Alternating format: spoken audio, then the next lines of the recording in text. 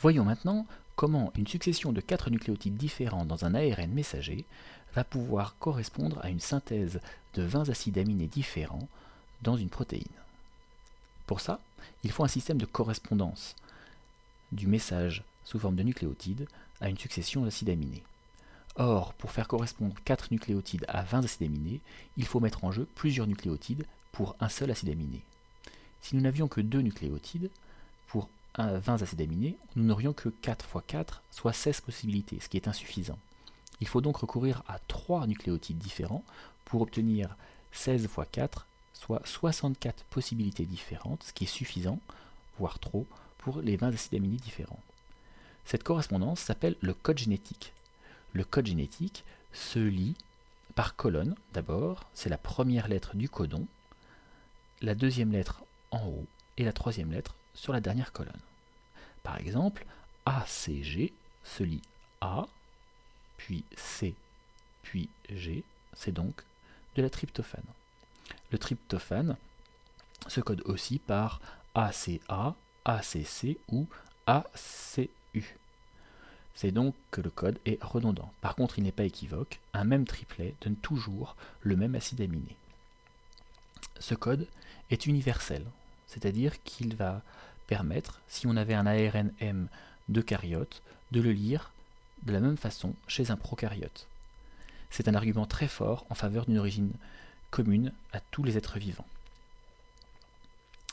Mais pour assurer cette correspondance entre une succession de nucléotides et une succession d'acides aminés, il va falloir un système qui est lui-même assuré grâce à un autre ARN, l'ARN-T, l'ARN de transfert. Cet ARN de transfert correspond bien à un ARN classique avec un pôle 5' replié et un pôle 3'. Mais à l'extrémité de ce 3', il y a un site de fixation vers un acide aminé. Pas n'importe quel acide aminé, celui qui correspond à l'anticodon qui est en face. Un anticodon, car il est complémentaire du codon de l'ARN messager correspondant à l'acide aminé qui se trouve de l'autre côté. Le premier ARN de transfert utilisé chez les prokaryotes contient de la méthionine, avec un anticodon UAC qui correspond au codon de départ AUG, qui est le codon d'initiation des protéines. Évidemment, toutes les protéines des prokaryotes ne commencent pas par la méthionine, celle-ci sera retirée ultérieurement après la synthèse des autres protéines. Pour mettre en relation cet ARN de transfert qui contient l'acide aminé à ajouter et l'ARN messager, il faut une autre structure, c'est le ribosome.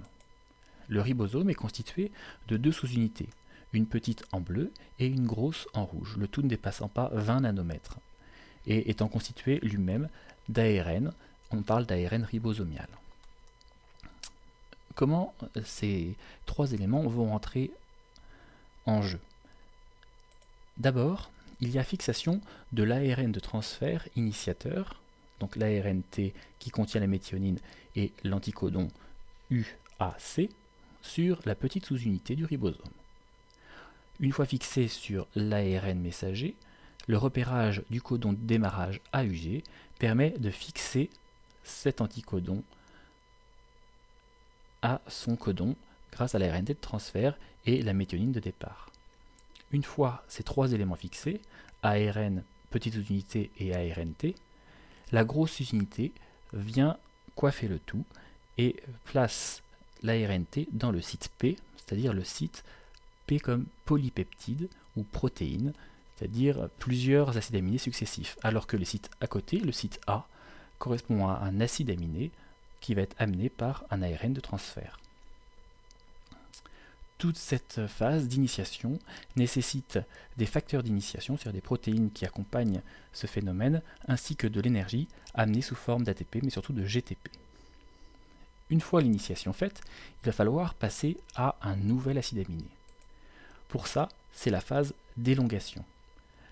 Grâce à la première méthionine, qui est dans le site P, le site A est libre et correspond à un codon 1, 2, 3 noté ici. Évidemment, dans la réalité, ce serait AU par exemple.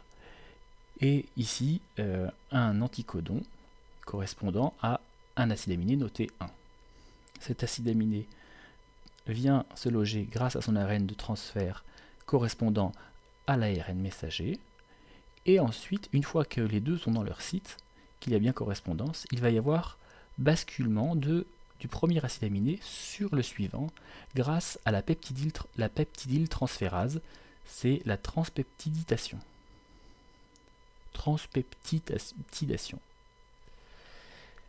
Une fois que la synthèse, ici la liaison peptidique, s'est faite entre les deux acides aminés, il va y avoir translocation, c'est-à-dire décalage du ribosome au codon suivant.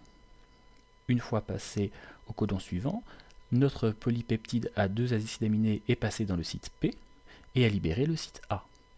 Ce site A va pouvoir accueillir l'anticodon suivant porté par l'ARNT qui porte aussi le deuxième acide aminé. Le premier polypeptide va être alors soudé au deuxième grâce à la peptidyltransférase et ainsi de suite, et former un cycle jusqu'à N acides aminés, jusqu'au moment où il va y avoir un facteur de terminaison qui va se mettre en place, ou un facteur de libération. Le facteur de libération vient se placer dans le site A lorsqu'il trouve le codon UAA ou UAG ou UGA qui sont des codons stop. À ce moment-là, le polypeptide qui a été synthétisé est libéré et les deux sous-unités du ribosome se détachent, libérant aussi l'ARN messager. L'ARN messager peut être repris par un autre ribosome et resynthétiser une protéine, ou bien être dégradé par la cellule elle-même. Voici ce que ça peut donner en animation. À l'intérieur du cytoplasme, on a ici une succession de nucléotides d'un ARN messager.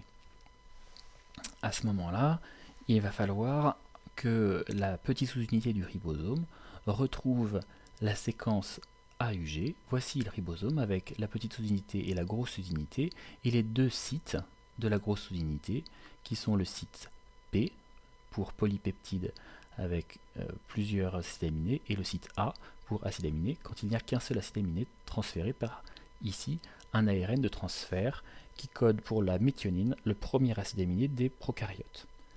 L'anticodon à l'opposé de la méthionine correspond à AUG, le codon de départ des prokaryotes.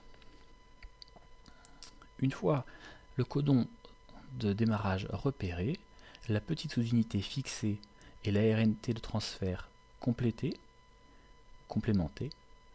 la grosse sous-unité du ribosome va se fixer dessus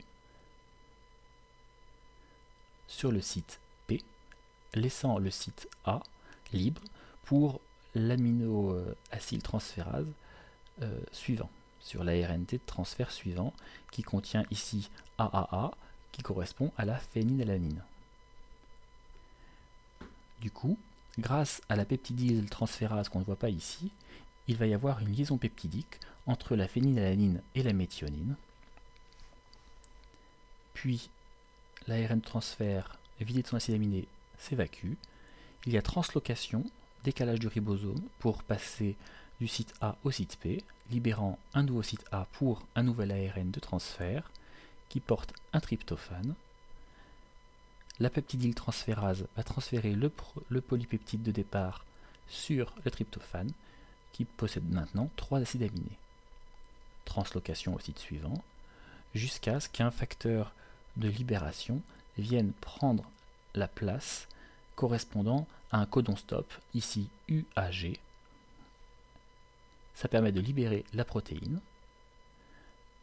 de séparer les facteurs de libération et les ARN T vides, ainsi que les deux sous-unités du ribosome, et laissant ainsi l'ARN messager capable d'être soit dégradé, soit servir à nouveau à une synthèse.